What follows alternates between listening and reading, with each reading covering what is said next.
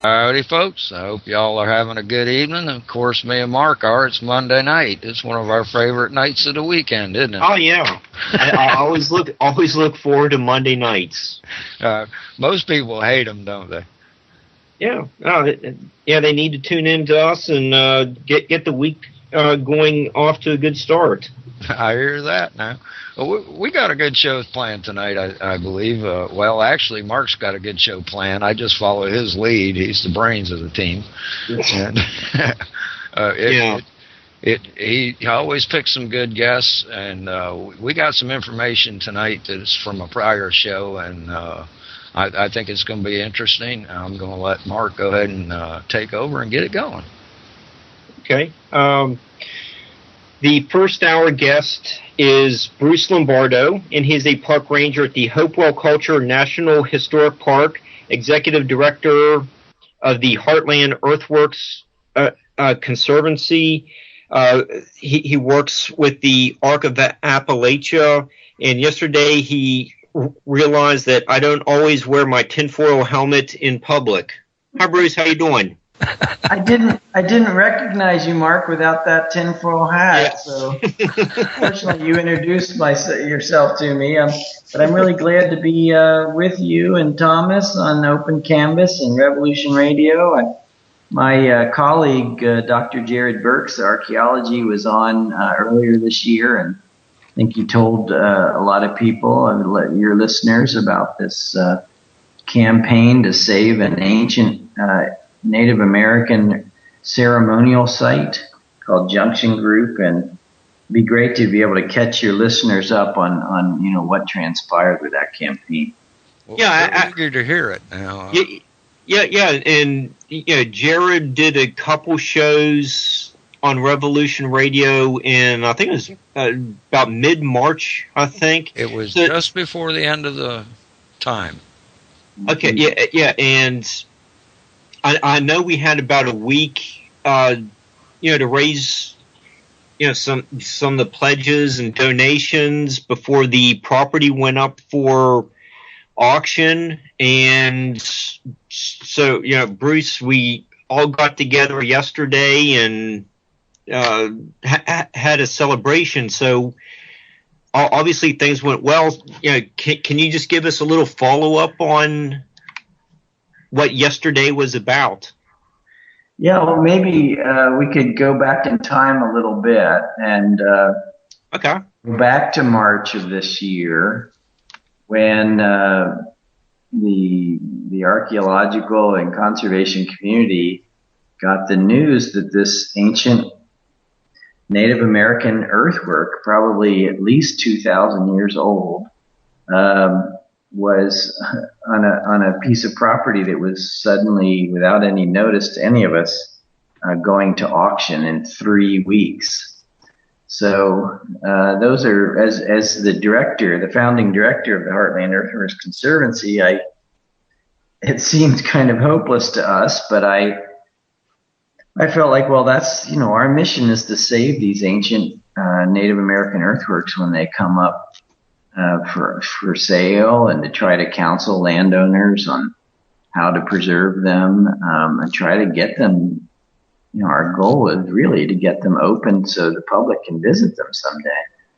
But this just seemed crazy hopeless. I mean, we were looking at having to raise at least 25% of what looked like was going to be $850,000 minimum in just a few weeks. And we were hoping to get 75% of the funding from a grant from the state of Ohio. Has a Clean Ohio Fund, which we have done before with our partners. We've managed to save earthworks using that grant in the past. But I tell you, those 3 weeks, Mark and Thomas, were not 3 weeks I really would ever want to live through again.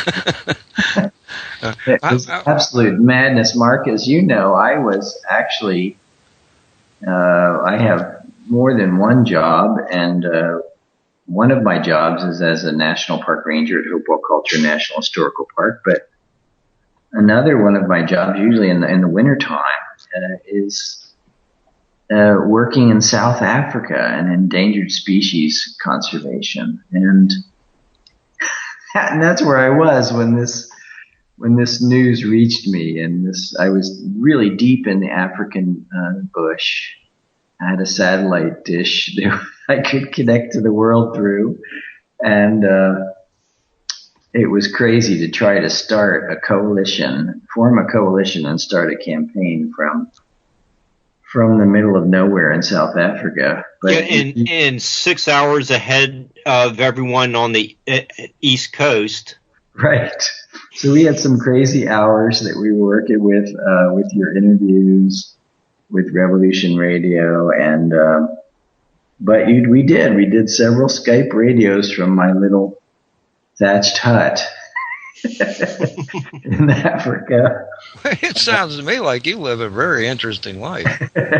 Well, these days I must say I have been, especially with this maybe once in a life opportunity to save this amazing earthwork complex. So we did manage to form a coalition of organizations with the nationwide organization called the Archaeological Conservancy, who does a lot of this kind of stuff, and they have paid staff. We are all at Heartland Earthworks Conservancy. We're all volunteers, so it was nice to have some organizations with paid staff on board, and also, very importantly, the Arc of Appalachia Preserve System, who already, although they do a lot of nature conservation, they also do ancient earthwork conservation. They manage the Great Serpent Mound and Fort Hill and Spruce Hill, some other Hopewell era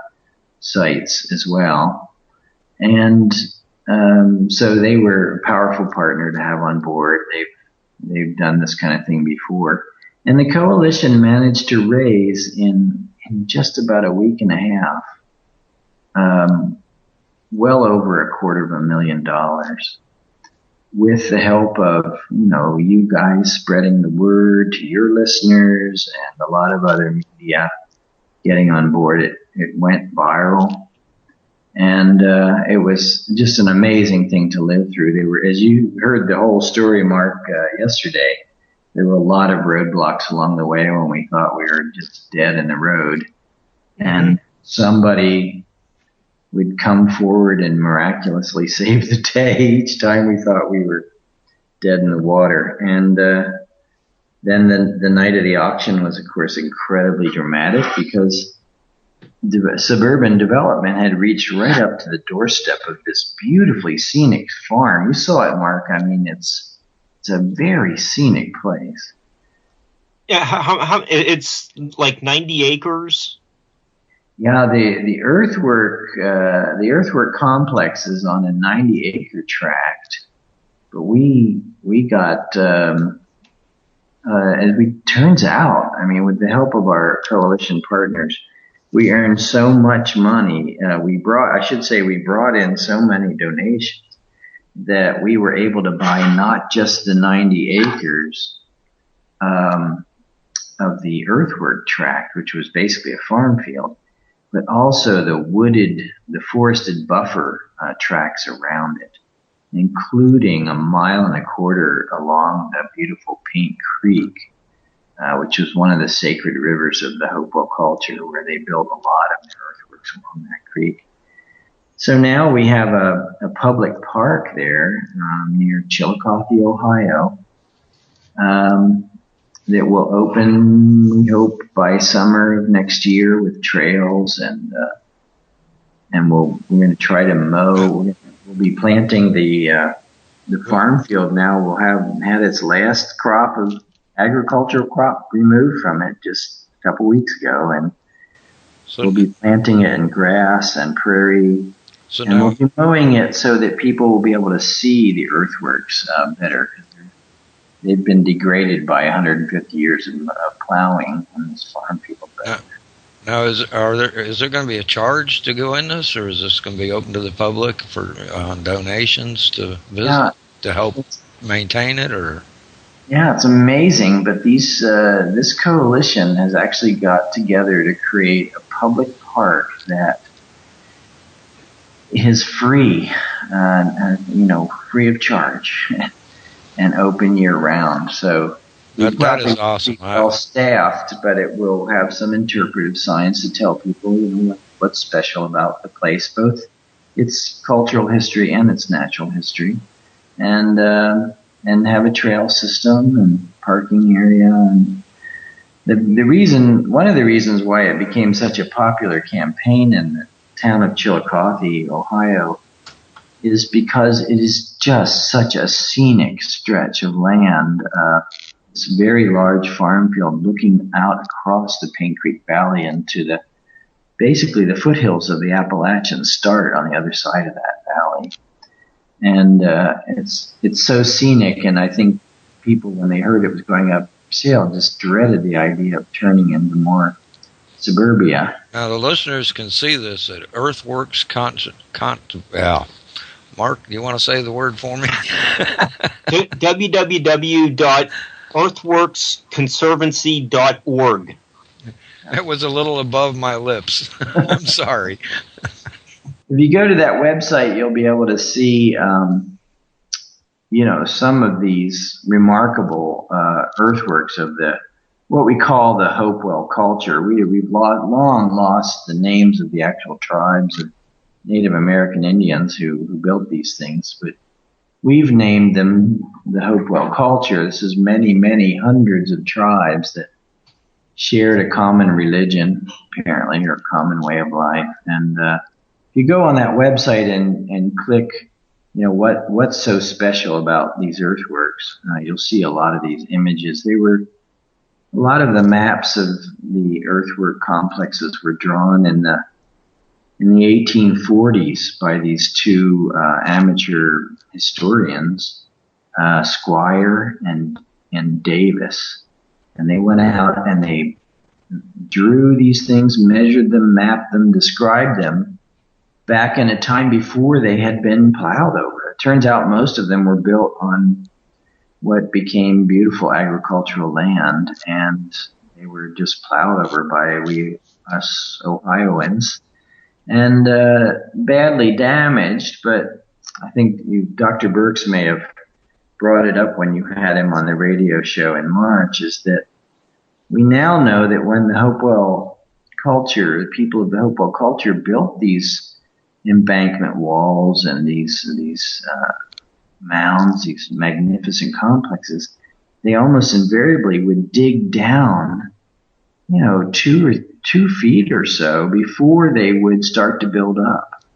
And what that means is that the bases of these magnificent walls and mounds are still there underneath the plow zone, and we can detect them with modern technology. So if you go to our website and you look at the events page, it'll talk a little bit about the Junction Group campaign, and there'll be a link there to some images of the Junction Group earthworks and images of Dr. Burke's magnetic surveys that really alerted everybody that there was something, even though they're barely visible on the ground, that there's still something there worth saving underneath the plows. Yeah. It's 2,000 years old. Yeah, if people go to the website, they're going to be looking at images that look like an MRI of the ground, but Dr. Burks found where they're actually located, and then when we went to the open house out there yesterday, they're all outlined in lime and the little orange flags all around them, and it's really well done. You can see imagine what was there, probably 4 foot high walls, the barely recognizable mound that is there was probably at least 7 feet tall in the 1840s. So when somewhere down the road, is Dr. Lepper going to oversee the excavation of this site? Is that in the works? Well, the site is now owned by the Archaeological Conservancy, this nationwide conservation organization, and their main function typically is to preserve archaeological sites specifically for scientific investigation, so we can learn more about these ancient cultures that are so interesting and so mysterious. So yeah, that's I don't know which archaeologist would be in charge, but we have on the board of trustees of the Heartland Earthworks Conservancy, we have several eminent archaeologists, any one of which could be involved, or any other archaeologist that wants to make a proposal to the Archaeological Conservancy and follows their rules of scientific investigation could possibly excavate, not likely any grave sites, but these walls, these very interesting earthen embankment walls that the Hopewell culture is so famous for. And it's amazing what we can learn just about how they built it, when they built it, and about the culture that built it, just through a relatively small trench across the base of an earthwork wall, or a trench or a ditch that they would dig next to the wall.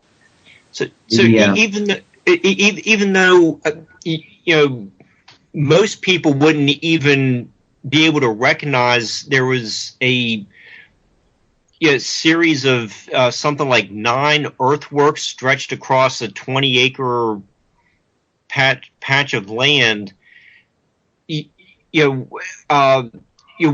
can still find important information by going below what's now the surface and understand what was going on there. Is that right?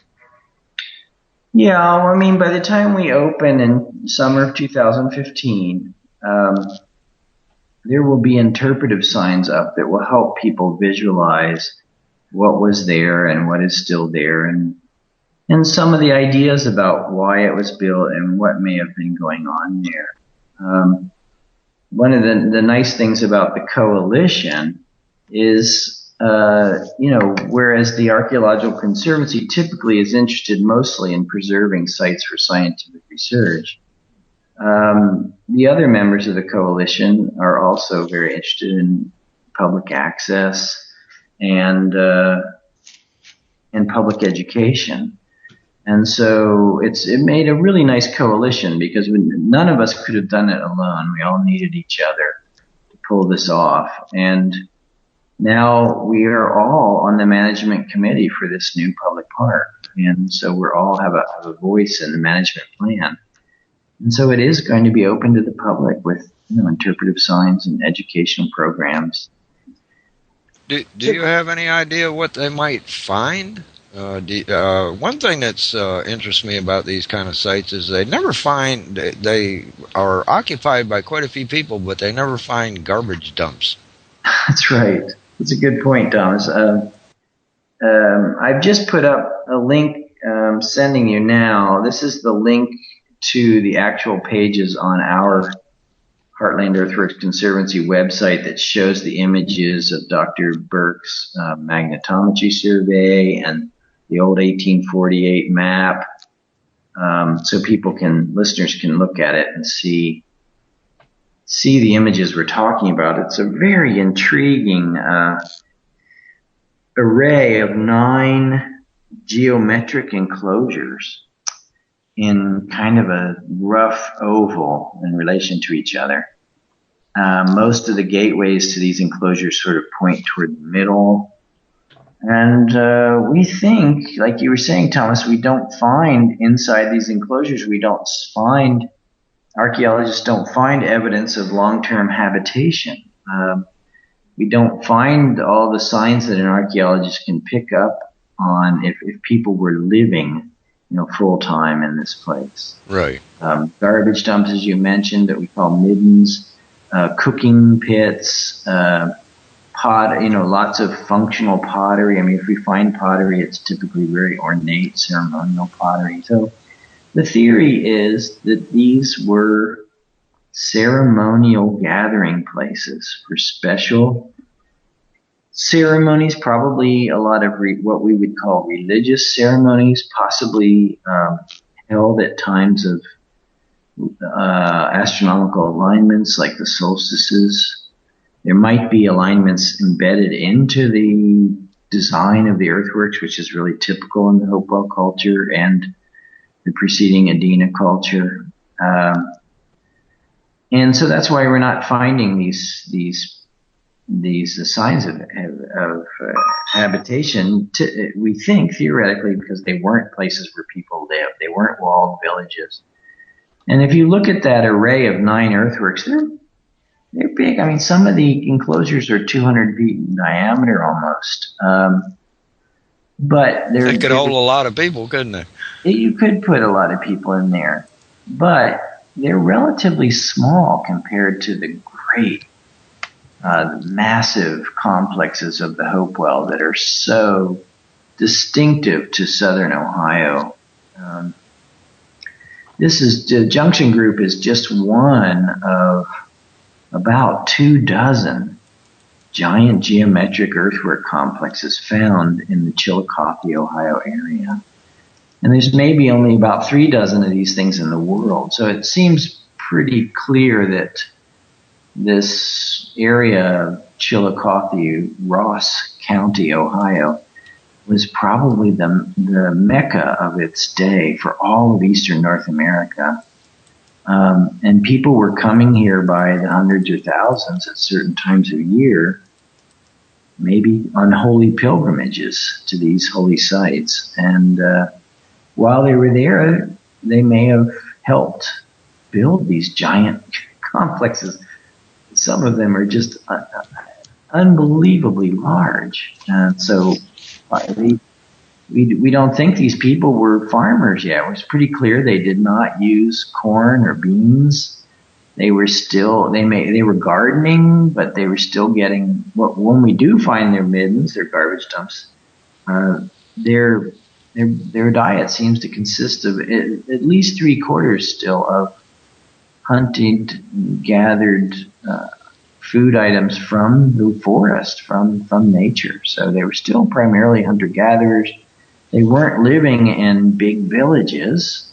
They were still living in harmony with nature. Apparently so.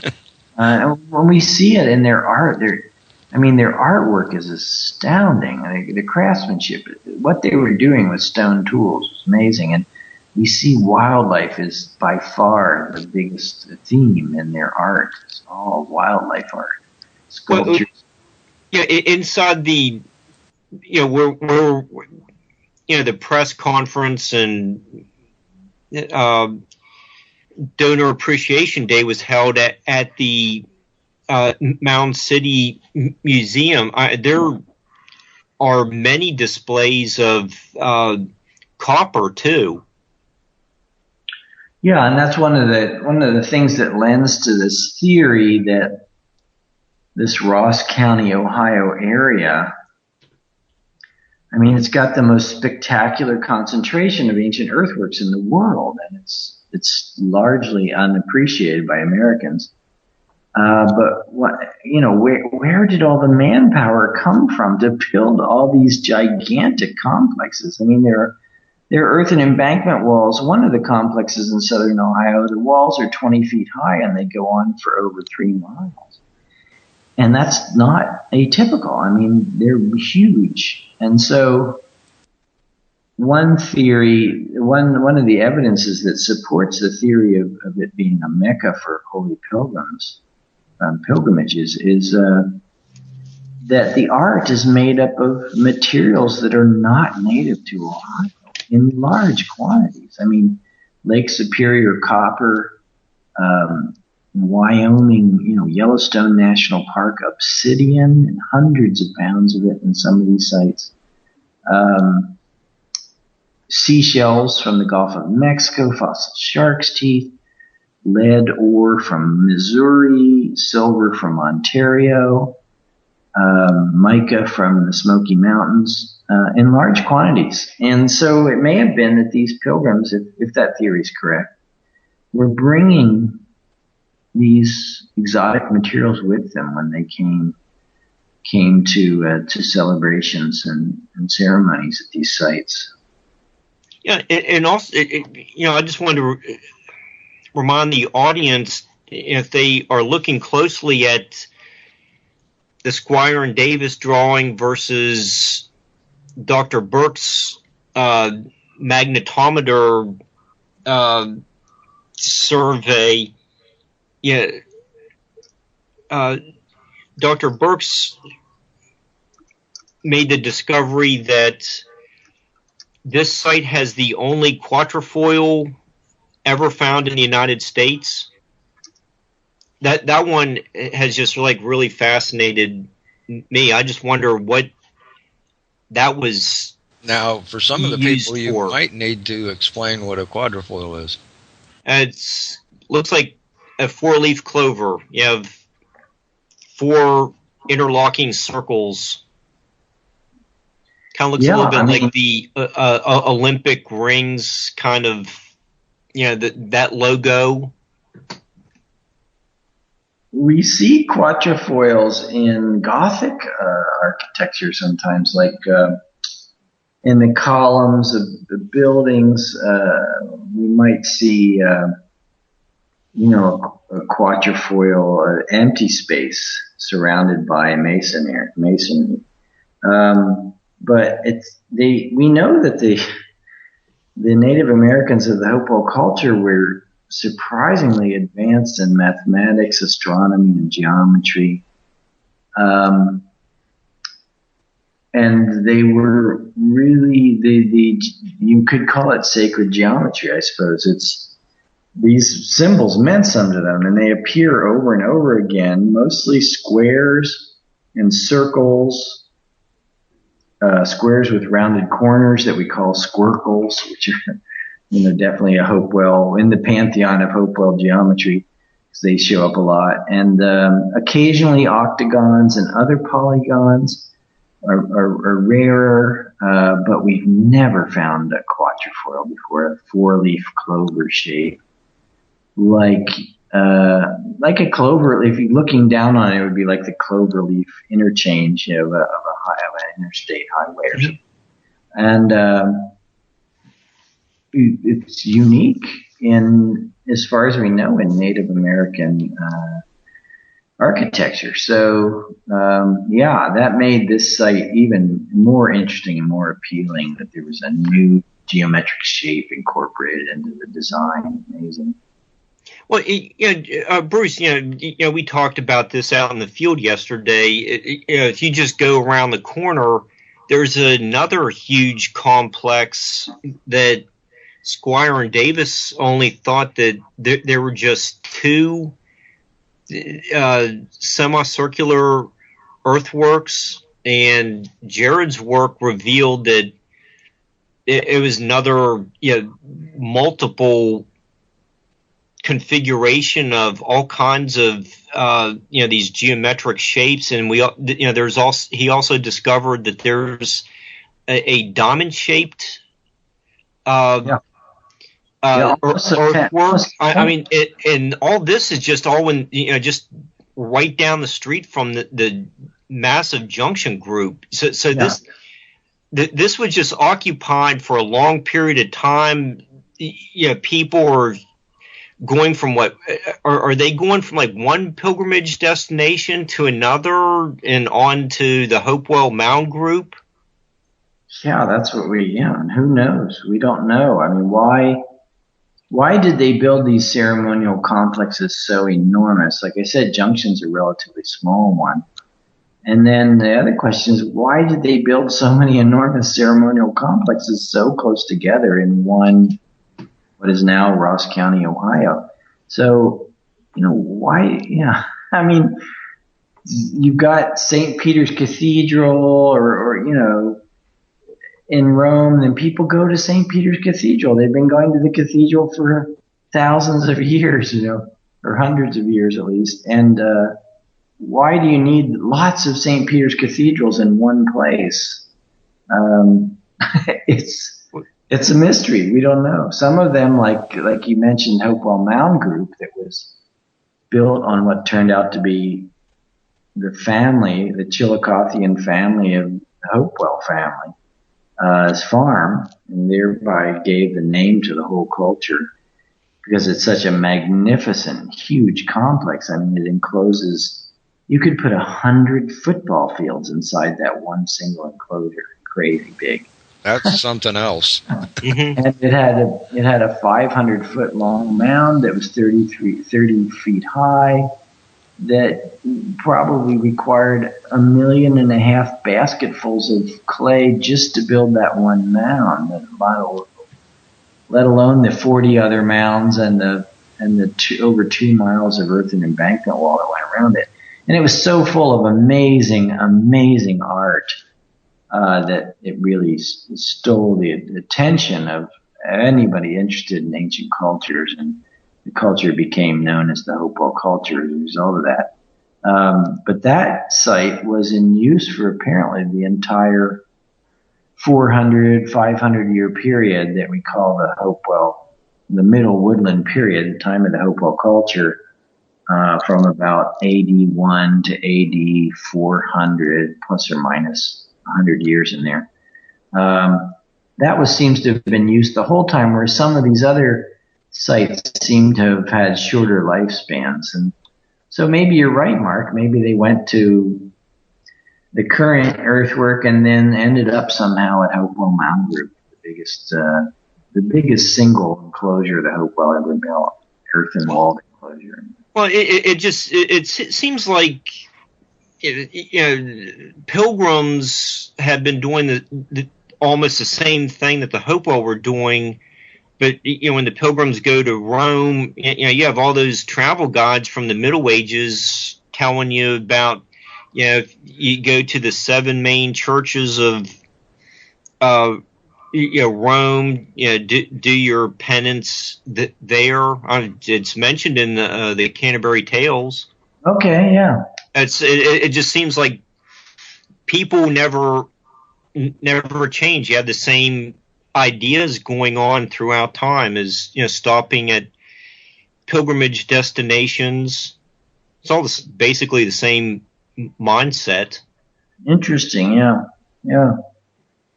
It's just a theory, but it is one way for us to come up with an explanation for how all these exotic materials got to southern Ohio in such large quantities, when we don't really see things from Ohio scattering out to all these origins of this exotic material, and where all the manpower came from to build so many enormous complexes in one place, even over a 400-year period. I mean, it just seems it's pretty amazing, if you ask me.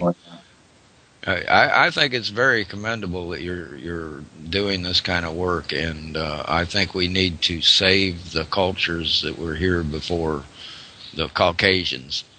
Yeah. For lack of a better term. I mean, yeah. We did invade this country, our ancestors did, and we've hidden the history. And I think that it's finally being shown that we had cultures here just as big as the cultures in ancient times over in Europe. Yeah, I mean,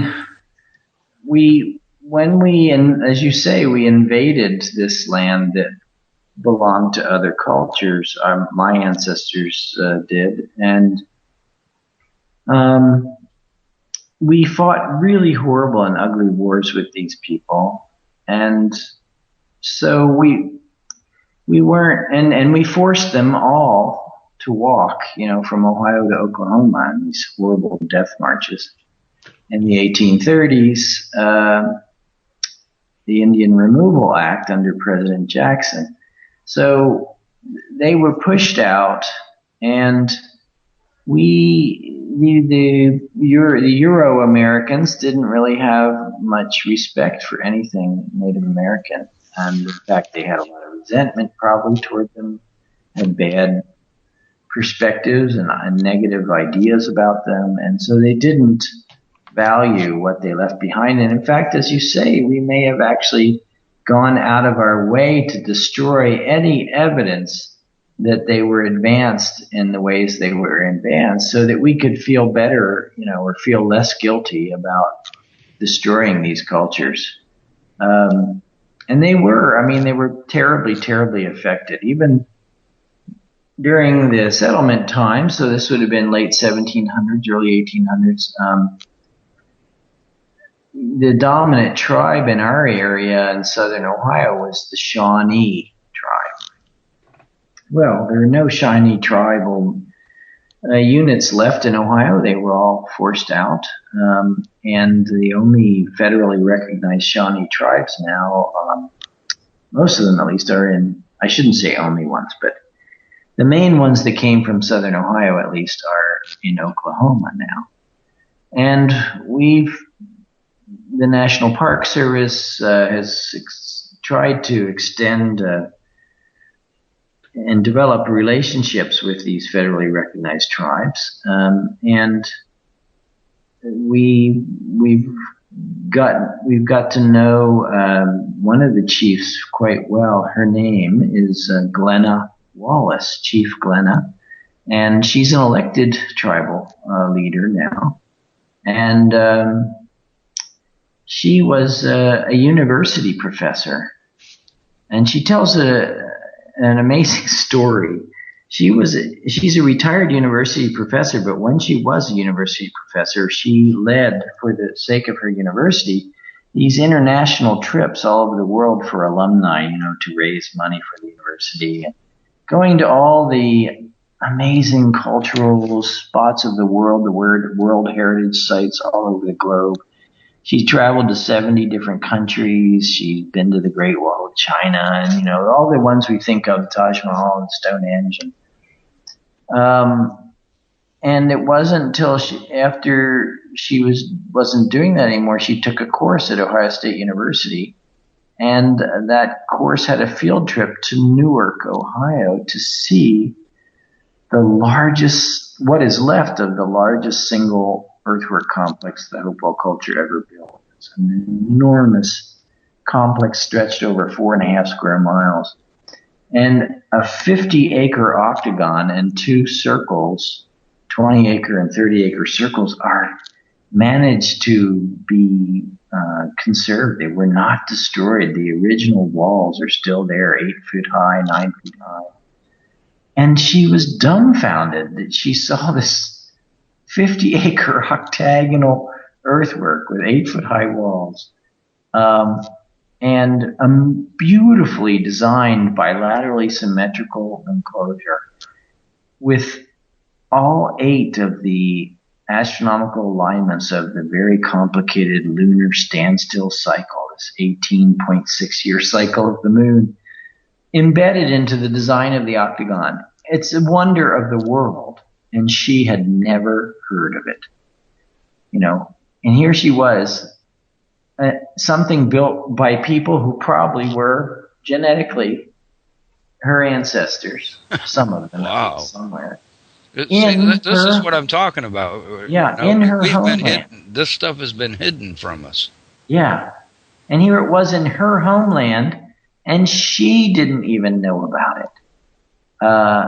She had traveled all over the world to see things of this magnitude, and it's a marvel of the ancient world. And you can go see it today, and nobody even knows about it. And so you do have to wonder to what extent we actually, the European cultures of America, did try to actually suppress and cover up the extraordinary aspects of ancient Native American cultures in this country. Yeah, Bruce, and you just mentioned, while talking about Chief Glenna Wallace, about World Heritage sites, and some of the properties in Chillicothe have applied for the World Heritage status. What is going on with that nomination, or have you received it yet, or are you still working on that decision? Yeah, I'm glad you brought that up, Mark, because that is important. I mean, we hope that these won't remain a little local secret much longer. And I have to say that even I would say most Chillicothians don't even really know about it. It's under the leadership of the National Park Service and the Ohio History Connection, that would be formerly the Ohio Historical Society. We have submitted to the Department of the Interior a nomination for World Heritage Site status called the Hopewell Ceremonial Earthworks. And it includes 7 of the most intact, or at least I should say most publicly protected sites in Ohio. 5 of them are in Ross County, Ohio, the giant geometric earthworks there, 5 of them. And those are the 5 that are protected and managed by the National Park Service in Ross County, Ohio. And that national park is called Hopewell Culture National Historical Park. So those 5 and the Newark works, that octagon I was talking about earlier, and this gigantic hilltop enclosure in southwest Ohio called Fort Ancient. These 7 sites have been submitted to the Department of the Interior. And the way this works is, the U.S. Department of the Interior accepts nominations from across the country. And the sites have to have some kind of federal national designation. They have to either be a National Historic Landmark or a National Park Service site or something like that. And they accepted 15 nominations from across the country. And one of them is this one. And they submit these nominations to the United Nations, the UNESCO that runs the World Heritage Site program, 2 at a time every few years. So we're hoping that the Department of the Interior will choose this nomination to submit to UNESCO in the next round. And that's where we are, but we have had the experts come to visit these sites that advise UNESCO on whether or not sites are worthy of World Heritage Site designation, and they were just blown away. They were like, oh my God, we had no idea that such a thing existed in the United States, and this is a no-brainer. I mean, these are obviously World Heritage Site status. So we're very hopeful that we'll be next to be sent to United Nations, and then it'll be up to the World Heritage Site Committee of UNESCO to decide finally whether or not we are worthy to be one of the world's. There's almost 1,000 of these World Heritage Sites across the world now, but we would like to be one of them. And what we've seen in other World Heritage Sites is that it really does bring a lot of attention to the site, and we get massive increases in visitation, a lot of international visitors. There are people in the world that just go from World Heritage Site to World Heritage Site as tourists, and we could possibly see a 10-fold increase in visitation to these sites that are managed by the National Park Service in Chillicothe, and that would be really wonderful. And I would love to see a day when Americans know about these sites and are proud of them and recognize them as a unique and extraordinary aspect of their national heritage. Okay, Bruce, you were also instrumental in preserving Spruce Hill. That's another success story your family was involved in. Could you tell us a little bit about the importance of Spruce Hill? It's a Ross County site as well. What was the uniqueness of this hilltop, and how did you manage it? How are you being so successful at doing this?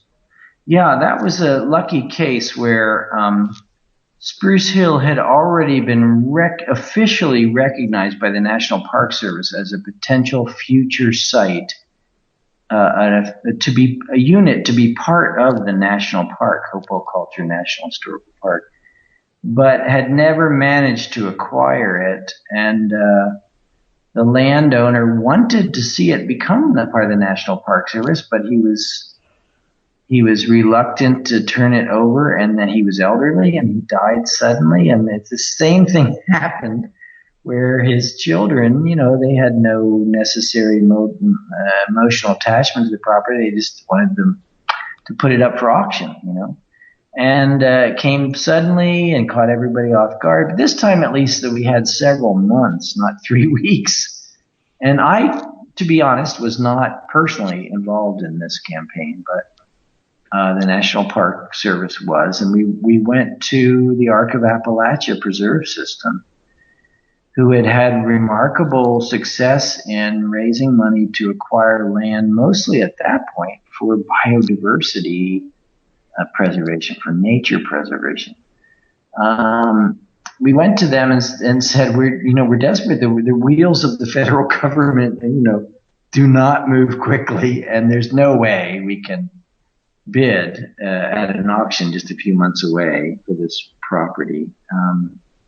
Can you help us? And Nancy Stranahan, the director of the Arc of Appalachia Preserve System, agreed to try. And once again, we even on that campaign, we even got some donations from Native American tribes, and got even an article on NPR and a Wall Street Journal. I mean, that one really went viral, and raised $600,000 in just a few months to snatch that one off the auction block. Spruce Hill is the biggest enclosure that single enclosure that Hopewell ever built. It's 140 acres, and it's a hilltop enclosure, which is different than these geometric complexes I was talking about earlier that tend to be built down in the valleys and what turned out to be beautiful farmland. These fared better. They're up on the tops of hills. They're usually enclosing a plateau. They're usually irregular in shape. And, it's mysterious. Very little research has been done up there, but enough to know that it was probably built by the Hopewell culture. The walls were not of earth, though. They were of stone, which the Hopewell culture occasionally did do. They preferred earth, but it seems. You see more earthen walls than stone walls. This is a low stone wall that encloses 140 acres, and along the length of that wall, there is evidence of intensely hot fires. So we see, sandstone being melted into in a given glassy surfaces, what we call vitrified sandstone. And soil actually, the sand in the soil melting and recrystallizing and creating the stuff that looks like slag. And so it's very mysterious. Archaeologists are still trying to puzzle, how did... Petrification it's called or something? Vitrification. Do what, Mark? Vitrification, yeah. Vitrification. You're turning sandstone and sand into glass, glassy. I want you to be able to tell your website again, and next time you're up to try and save one of these and are up against an auction again, I hope you remember me and Mark, and we can be of service to y'all. Oh, happy to have your assistance, you guys. Thank you so much for playing a part in the Junction Group campaign. It's always a pleasure to talk with you guys on Open Canvas and Revolution Radio, and I really appreciate your help, Thomas and Mark, both of you. Oh, we're glad to help out. It was just a thrill being there with all the prominent archeologists. I'm jealous of Mark. He gets to do all this stuff up there. Yeah, the state of Ohio. All these people from the big wigs from the state of Ohio were there. Got to talk with Bill Dancy, and I was like, wow. Yeah. And, Mr. Hopewell, archaeologist of Ohio. Yeah, it's just incredible. I can't believe we have some of the people that we have on the board of Heartland Earthworks Conservancy is amazing. But I hope people will visit our websites,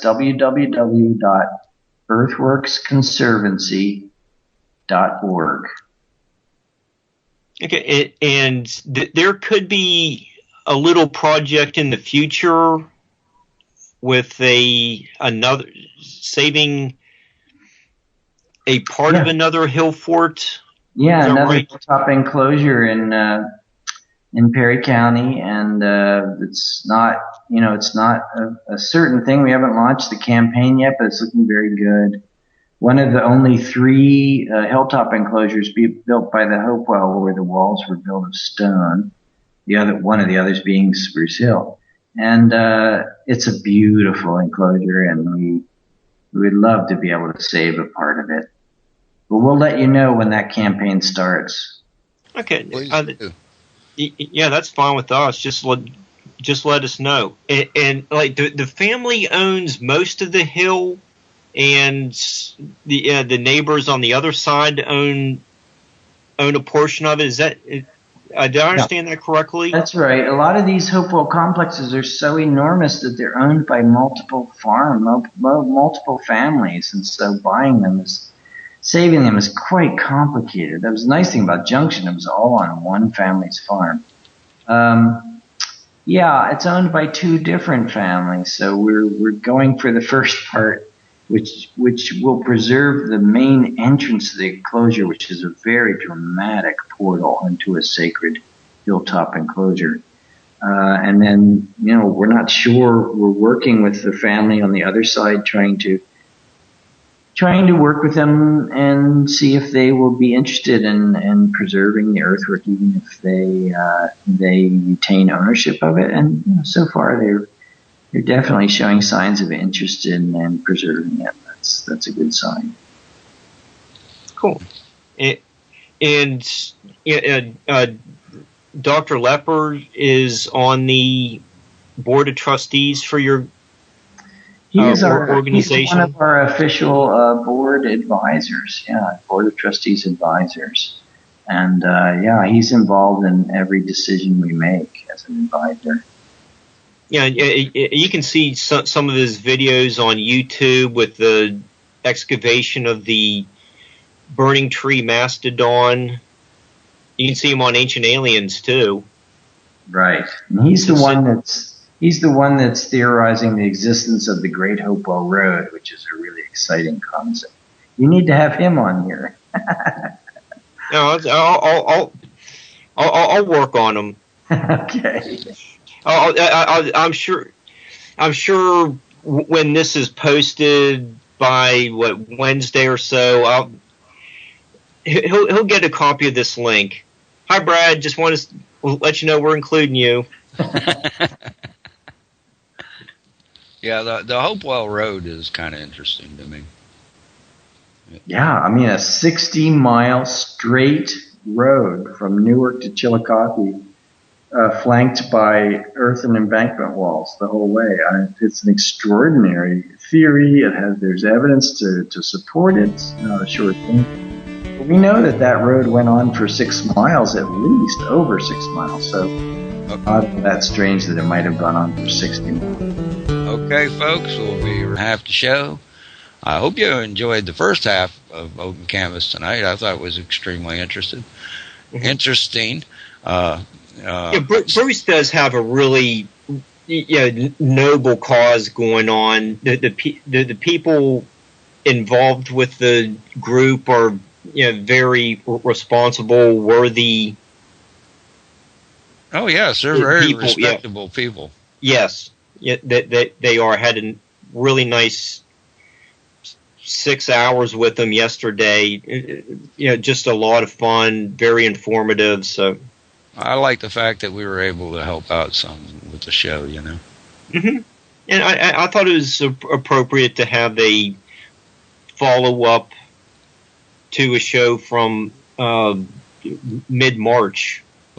Let me mention that we are totally listener supported, just like buying these ancient mounds, and we do need some of that fiat money, so we'd appreciate it if you'd give us $1 or $2. Okay, Mark. All right, here we go.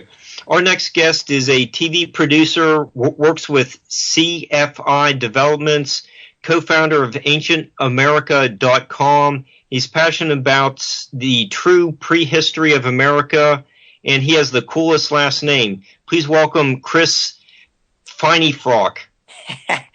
Hey, Mark. Hey, Thomas. Thank you very much. Yeah, Chris Finefrock. All right, that's cool. At least I ain't the one that mispronounced the guy. Mark Eddy's a lot easier. Yeah. So and you're going to be mingling at the Ancient Ohio Valley Copper Conference next weekend in Washington, Indiana, with Rick Osman and Frank Joseph, Wayne May, Fritz Zimmerman, the usual crazies. So, yeah. What's it like? You get a chance to meet some of your heroes. Well, I think all those guys, are just very. There's a lot of them out there, but just very, very smart.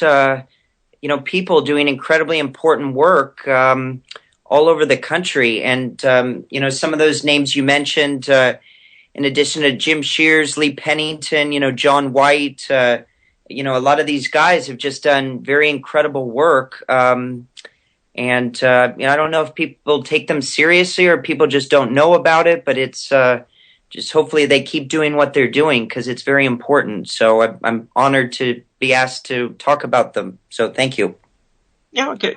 Yeah. So, Chris, what got you interested in, the copper trade, ancient America? Well, it actually started. I used to, as a youngster, I used to always like watching the Science Channel and the History Channel and Nat Geo, and for some reason, just really enjoyed learning a lot of the stuff that they had on those networks. And somehow, back in probably 2009, I stumbled across Holy Grail in America on the History Channel, and it based me just. I said, well, if the Kensington Runestone's real, then, what else is out there? And I kind of started making a real exhaustive, extensive list on just all the sites and all the, all the artifacts and everything. And basically every state and, there were dozens, hundreds of different sites. And it just kind of led on a kind of 3-4 year quest to figure this all out, which it sounds like it's going to take another 30 or 40 years, but hopefully quicker. Yeah, a couple of lifetimes, huh?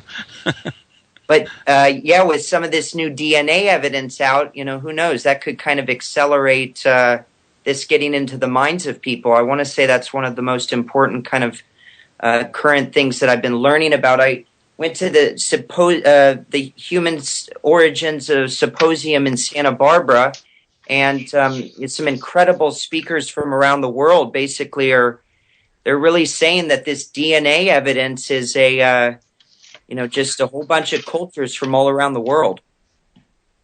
Well, didn't they say that the Native Americans were unique in their DNA structures? If I'm not mistaken, recently they said that. Yeah, I think that there's some Japanese influence coming to North and South America too. Yeah, I had a DNA study done on myself from a guy named Donald Yates, who's done really important work with DNA stuff, and it basically I was a hodgepodge of every culture around, or certainly a heck of a lot of them, and.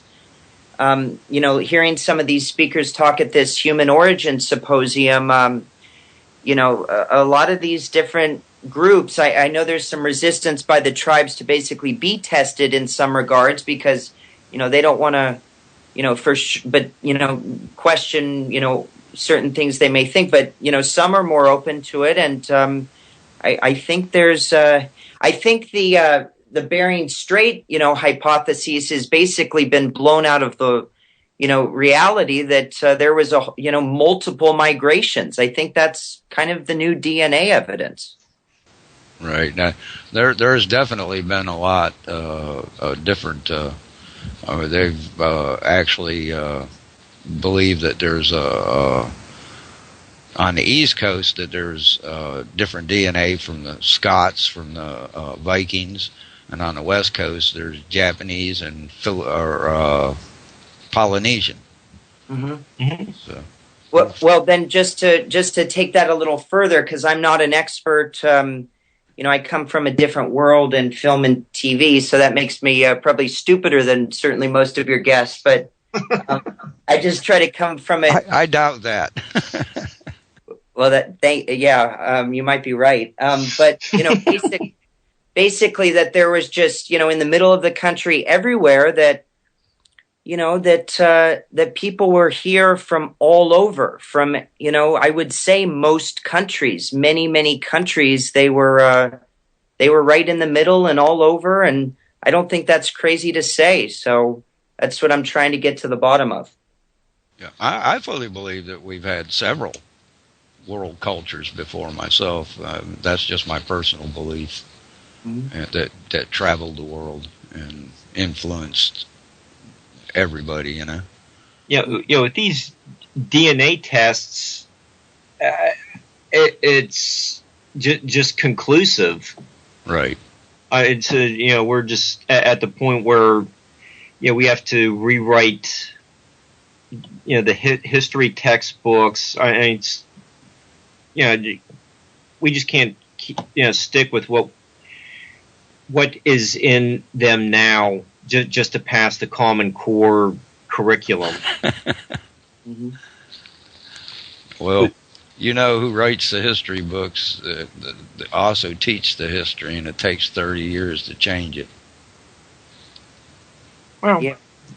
Well, I asked a question, the final question at that symposium to the DNA guy. It was pretty funny. I didn't know if they would for sure ask it in front of the whole group. We all submitted little papers, and everybody had gray hair, about 100 or maybe 300 people in the crowd. And they asked my question as the last question, and I just said, on the paper it said, could this pose a land claim issue? And, the guy basically, he made a little laugh, and he basically, they were filming it. I want to say the video's on YouTube, but he basically said, yes, that's certainly possible. So I know that's a long shot, but just that people were coming here from all over is not crazy to me. Right. Well, didn't they find some kind of landmarker from, you were talking about Kensington Runestone. Isn't that what they believe that could have been? Was a landmarker stating what territory they were claiming? Mm-hmm.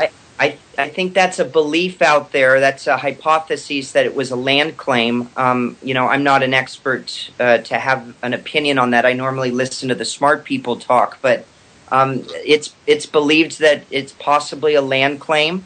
But I think the science on it, says it's real, dated 1362.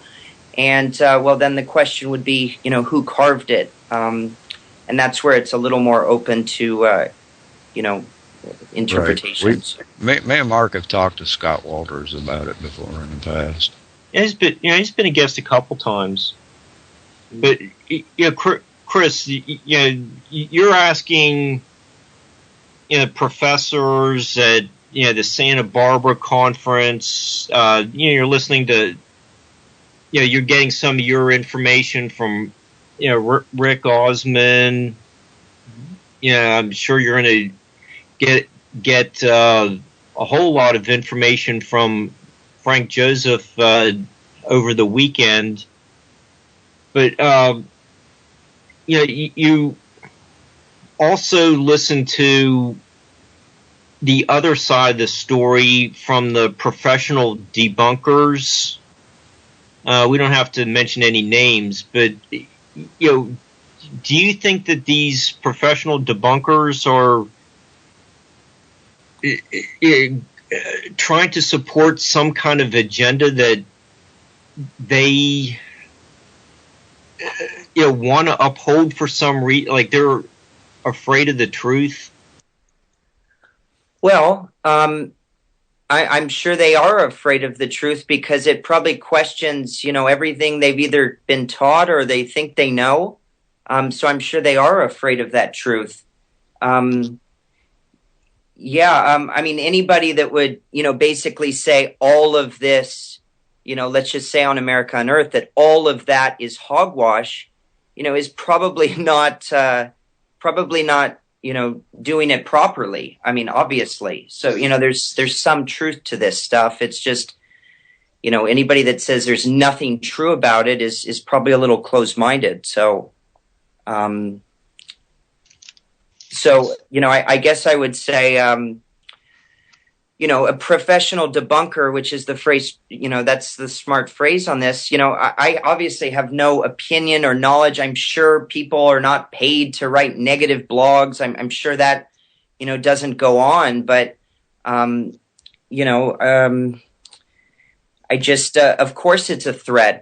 These archaeologists and anthropologists and extremely smart people, very nice. But if you confront them with, evidence that basically questions everything they've ever learned, everything that they've been paid to say, I know the answer to that, and you never hear them say, I don't know. That's interesting in itself, that when you present some of these people with stuff that's totally contrary to everything they learned, certainly a lot of East Coast schools teach that, not all of them, obviously, but that, it's very threatening to their their job, their worldview, to their ego, to everything. Mm-hmm. We just had that in the first hour with Bruce Lombardo on. He said, we don't know everything that happened at the Junction group, but they're willing to do some experiments, do some digging to find out. Then that sounds like a really smart man, and I would love to, say hello sometime. I'm sure he's very busy, but that's the attitude to have, that we don't know everything and that things are possible. So. Sounds like a smart guy. Yeah, 90% of what we take as fact is just a hypothesis or a theory of someone's, and that's a big problem. People take things as, like, Columbus discovered America. Well, that's was a given fact 25 years ago. Now it's in question. Oh, yep. Yeah, it's just nice that Bruce is. Just saying, just give us time. We'll start doing the research, but at the moment we don't know. Talked with other people yesterday. They were like, we don't know what happened here. We would never know if the apartment building and a parking lot were put over top of the site, but at least we had the opportunity. That's showing one of the great works that the HEC is doing, and I agree with Chris. That's just being able to say I don't know makes you human, and we have a whole bunch of people who refuse to acknowledge that they don't know. Well, I have a little bit of a problem there. Like Scott and Frank and those guys are at least trying to find answers, and are certainly doing very good work. Over the last couple of years, I've spoken to literally 100 people, maybe more than that. All around, mostly North America, a few in Mexico, South America, but most of them in North America. And everybody's very nice. They're very smart. And they are doing very important, incredible work on either sites that are in their backyard or artifacts that they have, unearthed. I mean, but the classic example is I think it was at Leon's Meadows in Nova Scotia, which is now, deemed a totally recognized archaeological site, that the Vikings were here. I'm pretty sure that took them 30 years, the lady that found that site, and please correct me if I'm wrong, but 30 years or 20 years to even get anybody to go there to just start looking and start taking it seriously. It was some crazy amount of time. And again, if I'm incorrect, I apologize, but it was way too long, so these people need to keep doing their very good work, and hopefully sooner rather than later it'll try to reach the new history books. I don't like to think 30 years down the road, but maybe we could do things faster. Well, the reason I said 30 years is because the people who are teaching the courses are the ones who wrote the books on it, and they usually have to die out and the new people come in. I mean, it is an economic thing. It's, academia works off money. And, and to stand up and say that, I know I've been teaching you the wrong thing for 30 years, it's kind of nervy. Yeah. Well, Thomas, I just, showed you before, the show started that, the pamphlets that I picked up yesterday. Well, Jared's just walking around the field, with his high-tech gadgets, picking up, little metallic things in the soil, and that helps, to give you the outline of, where these earthworks are located. But I forget where I was going with that. Definitely, Mark, a lot of new technologies that, lot of new technologies. Oh, yeah. The technology is, he can just go, download this stuff, and, he's able to present, the information of where all these sites were located. Well, this is one thing that the internet has done for us. Yeah, we don't need to wait for the college professor to die off. It's okay. There's Dr. Burke's information. Right. Okay, it's presented a day or two later after he downloads it into the computer. So why do we have to have this debate that the Vikings didn't come to Canada? That's what what Chris was saying about the lady that discovered the place. There's all kinds of. Well, that's not the only example. There's a place down in South America where the lady archaeologist, I can't remember her name, has dug up remains of people that are like 3 times the age they think that man was here, and yet she has been ostracized from the whole academic world. Mm-hmm. Well, yeah. Definitely other examples of that too. A wonderful man named Gunnar Thompson, PhD, was pursuing his doctorate. It was not wheeled toys precisely, but it was something to do with trying to prove a Japanese and South American connection about 30 years ago. And it's the same thing. He's written about 20 books on ancient America ever since. I highly recommend his work, Gunnar Thompson. But he was basically pulled aside and he was said, if you do that, that paper, then you will be ostracized and kicked out of this community and you'll never get a job. And so he was disgusted. He left his field of archaeology that day and went and got a PhD in psychology because, it was just, you're not going to tell me what I can't write a paper on if I can prove it. And since then, a lady in Chicago proved that. So it's unbelievable. It's sad the way that it's set up, and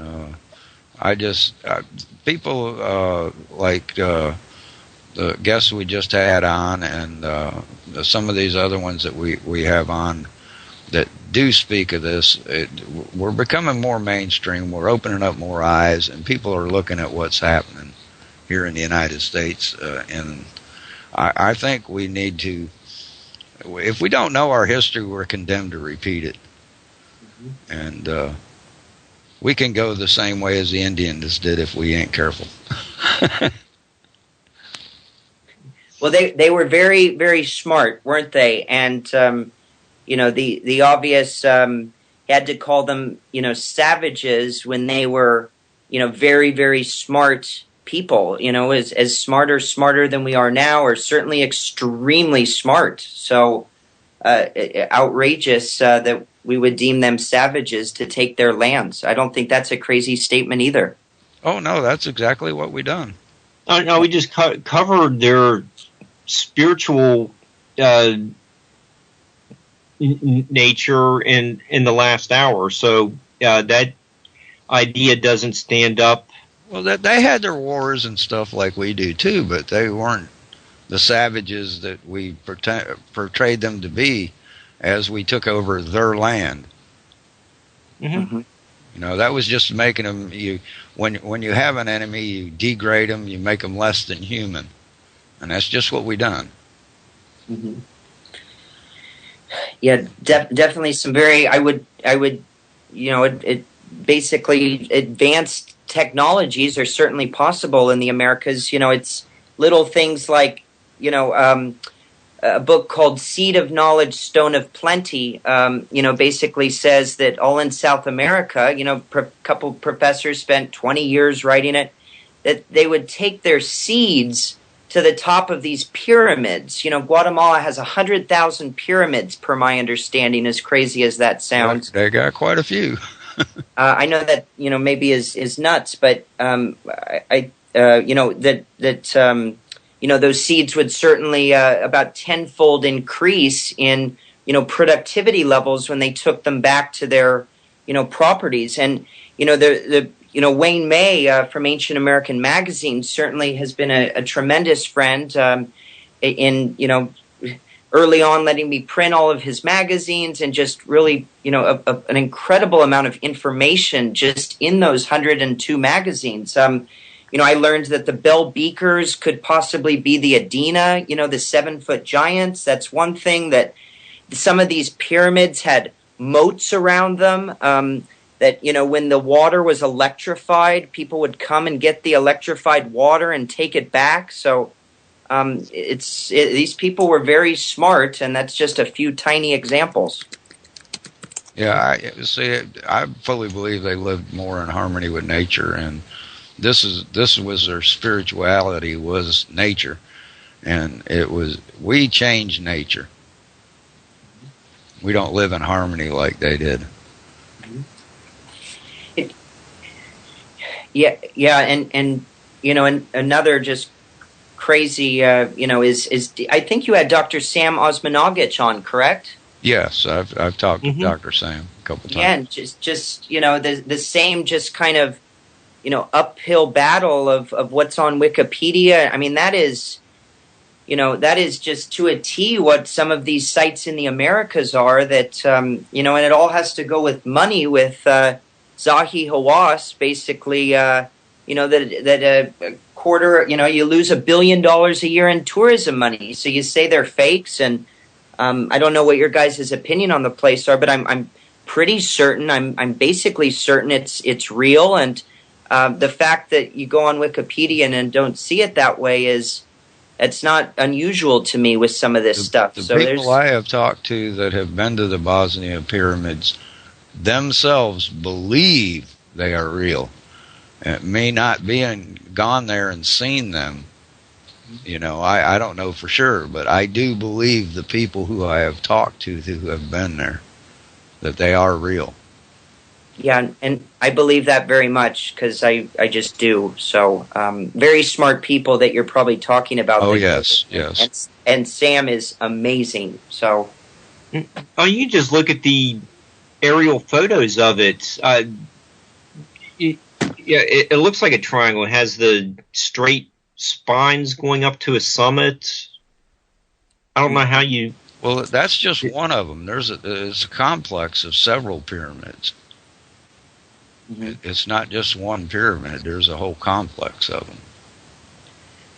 And, it just puts us back to, it could be 30,000 years ago. And I told my friend the other day, who's never heard of this type of stuff, and that's crazy that, this conglomerate, this concrete was, basically, it was better, and it is better than the concrete we use today. And, some of these South America sites, I'm not an expert on Atlantis or Lemuria or really anything, but, I do believe that it's possible that, Mu, this motherland, it's just crazy talking here, but was not a center landmass in the Pacific, that it was this big ring of islands stretched all around in a big circle from the Americas over to Asia. And some of those sites down in South America, I think, go way back, than what is claimed. I'm not certain, though. I believe that somewhere in the Pacific was Mu, or Lemuria, they're calling it now. And I would not doubt there was, if you think about it, our sea level was down 300 feet. That would expose millions of square miles of land. I mean, the Bering Straits would be, actually out of the water. Chris, is Frank going to be covering Atlantis over the weekend? I definitely don't know on the what people are talking about. I just know that you're just going to be there. And just absorb.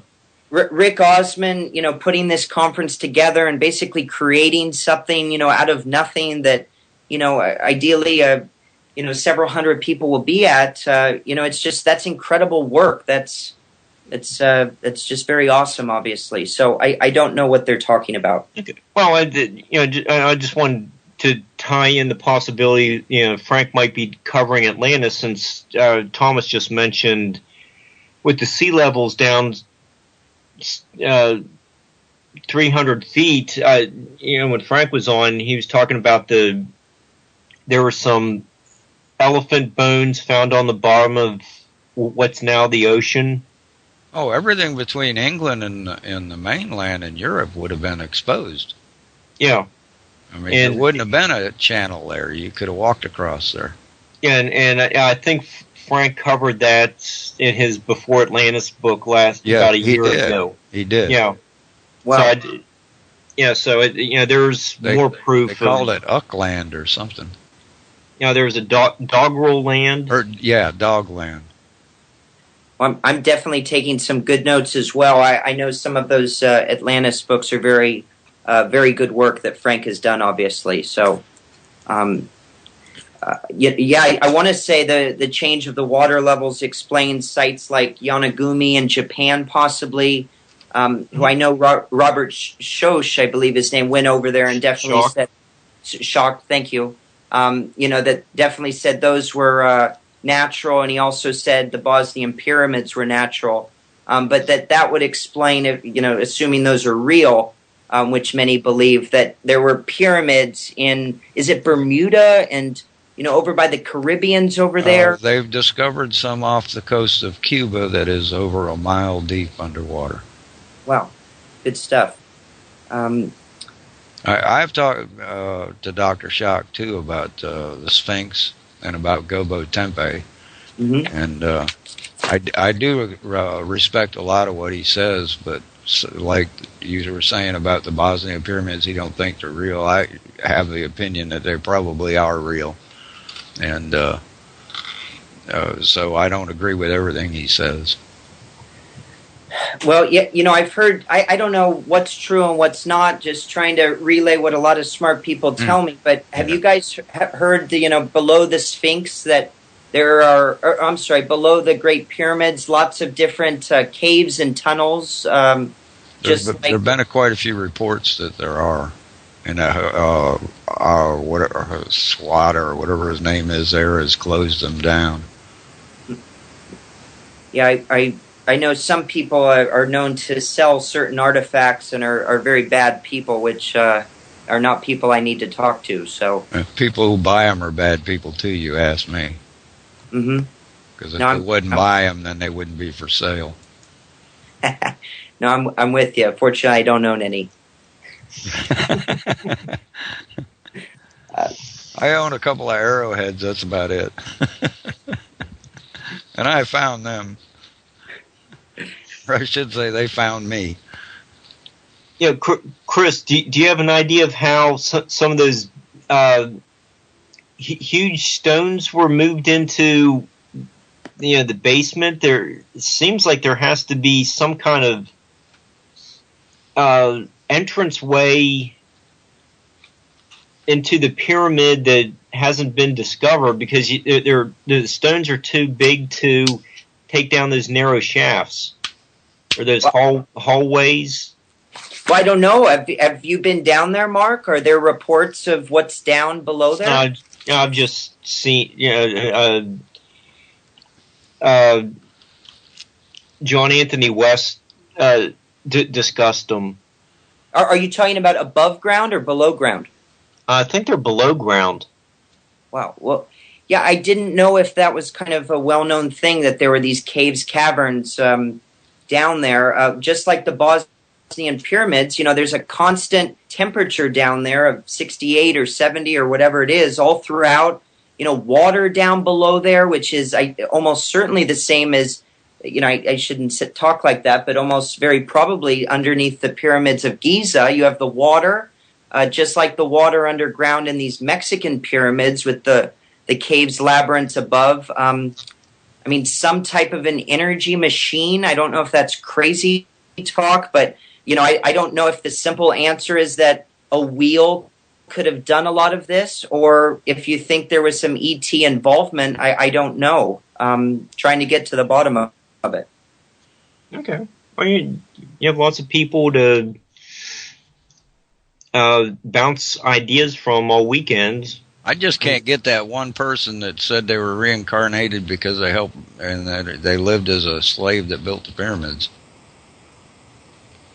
Who is that? Someone in the chat room? No, I said you don't get somebody who says, "Oh, I'm a reincarnation and I helped build the pyramids."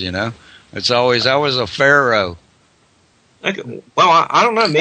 Maybe we'll get a caller who will say that. So maybe that could be next week's show. You don't ever say, you don't ever hear anybody say, "Yeah, I was a garbage man in a past life."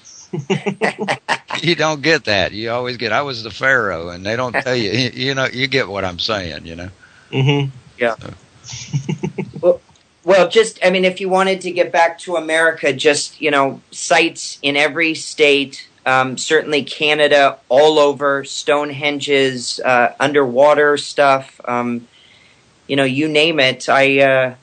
That's kind of, it's kind of made me addicted to that there's something that we're not taught, and to try to get to the bottom of it. So, these 100 people that I've talked to, mostly gray-haired, not all of them, very, very smart people. And a lot of the, archaeologists and anthropologists that I've spoken to, they're most of them are open-minded. Most of them they're all nice, unless you really confront them with something that just, you probably shouldn't confront them with, like everything you've learned is wrong. But the DNA studies it's pretty conclusive, and probably maybe the quickest way that all of a sudden just it's on CNN and on all these websites. Yeah. Where can we find information on this DNA study? Do you know? Right offhand? There's some of it's in Frank Joseph's Before Atlantis book. Yeah, I remember you talking about the Olmecs and the one group that completely died out in the 50s or the 60s. Yeah, I think he covered that in his Olmec section. Yeah, I can't remember their names. Yeah, Chris, are you taking, since you're involved in TV, are you getting crews to film any of these locations where something unusual is being found, or are you looking for some sites to go to? What's the status with your TV producer situation going on? Well, TV and film is my main world, but this passion of ancient America has certainly sucked me in and led me down a fun little path the last few years. I definitely, I can't really talk specifics on just, really I just can't. Maybe, hopefully our next time together or the time after or something, but just basically trying to, people that have sites on their properties and they don't know what to do, they don't know who to call, there's a lot of people out there who have found artifacts, but it's there's just a lot of sites out there that people have that are buried under the ground that, some dolmens are visible. I mean, these things are all over everywhere and there's a lot underneath the ground. So kind of, I would certainly welcome anybody that has an interesting site that, try to put them in touch with the right people and hopefully be filming them soon. That's the plan. I did find this guy's name. It's Professor Eski Willerslev, the Center for Geogenetics at the University of Copenhagen. Wow. So that's the Center for Geogenetics, the University of Copenhagen. Professor Eski Willerslev, ancient DNAs, basically confirmed multiple migrations to the Americas, totally disproving just the Bering Strait route, which I don't know if it is even a question anymore. But some of these other speakers, very funny. They're, and some of the responses so interesting because I took some psychology classes in college. But most of these people at this convention, all of them were nice, very open-minded from all around the world, but some of them were closed-minded. And a guy said this, you won't believe it. When the DNA guy said his thing, basically multiple migrations, and so somebody said before or after this, he said,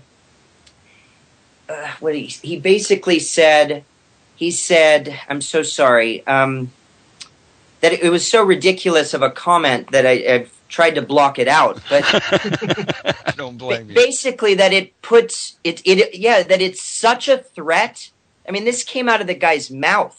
It's such a threat. The new DNA evidence, I just can't accept it quite yet because it's such a threat to everything we have done, and that's literally what he said in front of everybody. And I may have been one of the few.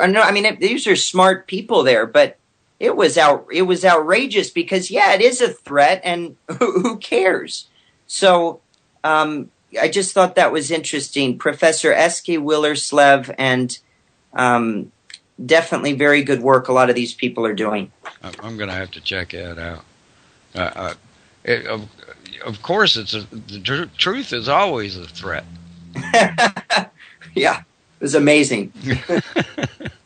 And this is a very respected, learned guy. I'm looking at his photo here. I just can't say his name, but these are on the cover it says, it said Santa Barbara Symposium on Human Origins, and it said, these are the most respected, smartest, it doesn't say this, but that's how they introduce all the, the most respected, smartest people that do this in the world. And I was like, gee, what about the 20 other people that I know that you didn't ask to do this, that are all doing, diffusionist type work that are at some of the most famous colleges around the country? What about them? They're not part of that?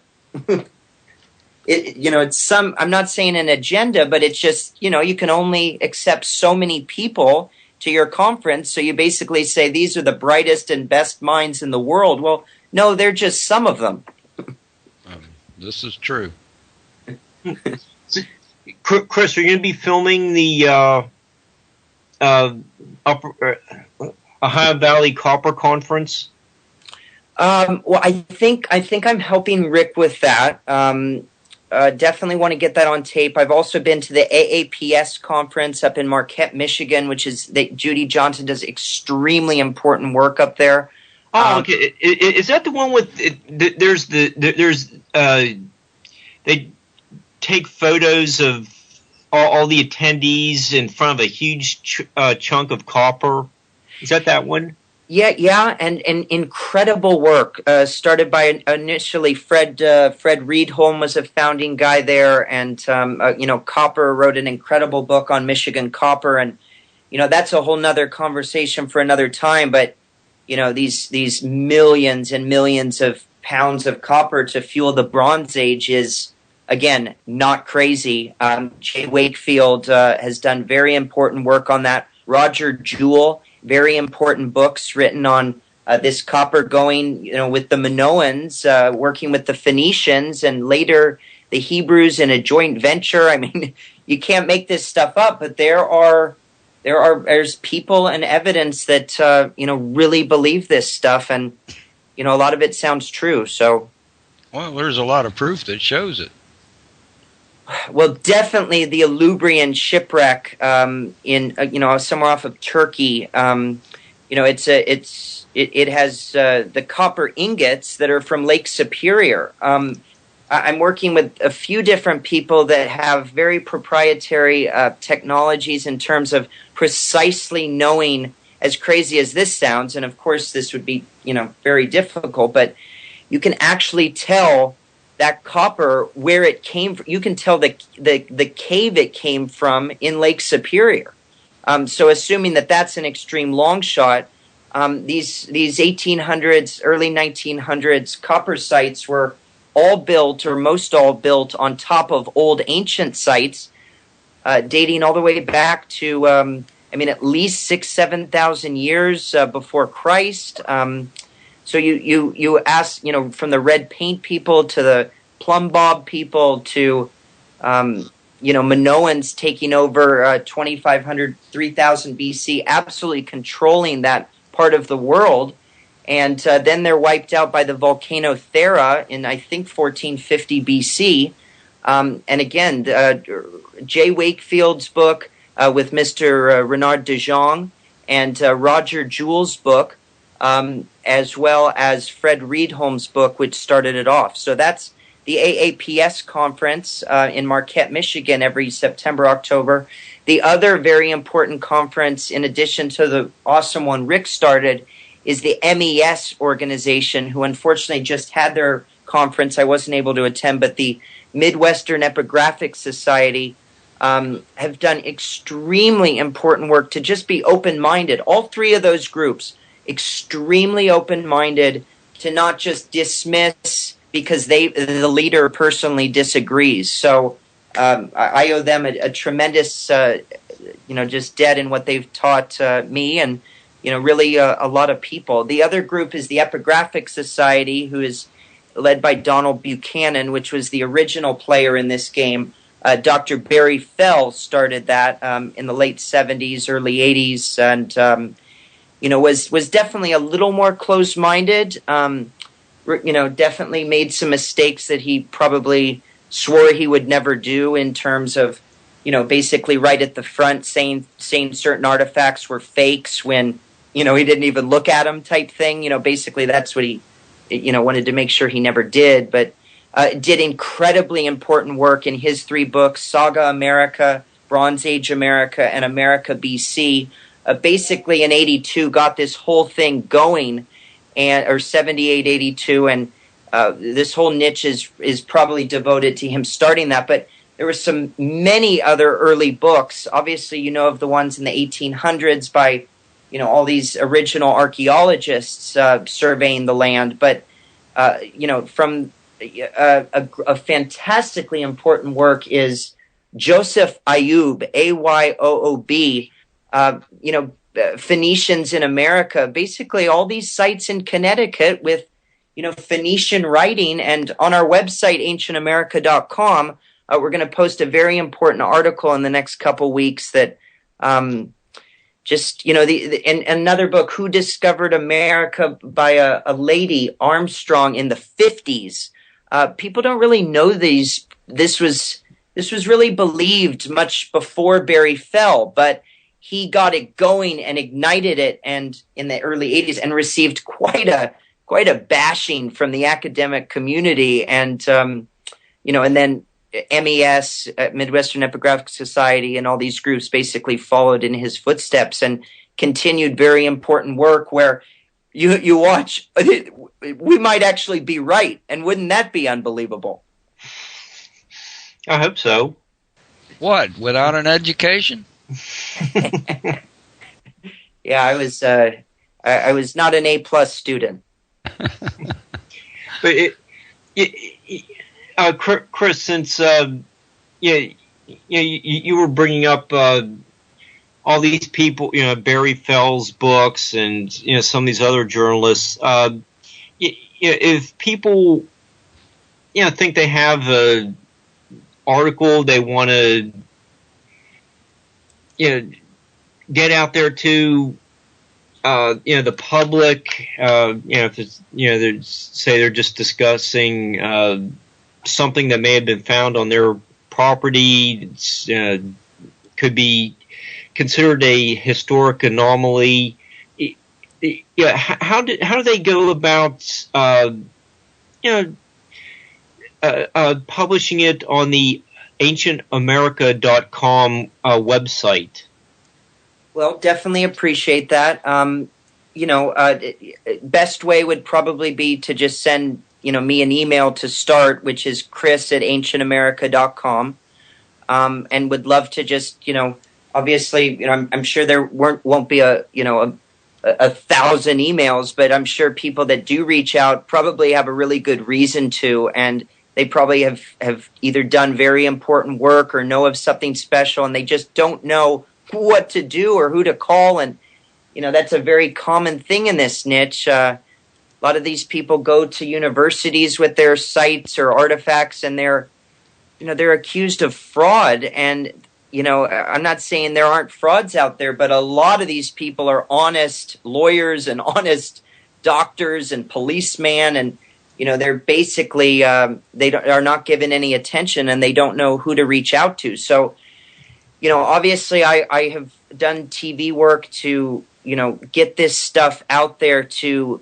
tens of millions. H2 has, I think, about their top shows are maybe 1.2 million or something, and some of these main networks are certainly a lot more than that. And because you can't just make a TV series and have nobody see it, you got to have people see it. So we're definitely going to post some videos to start on our website that are some very new, important sites.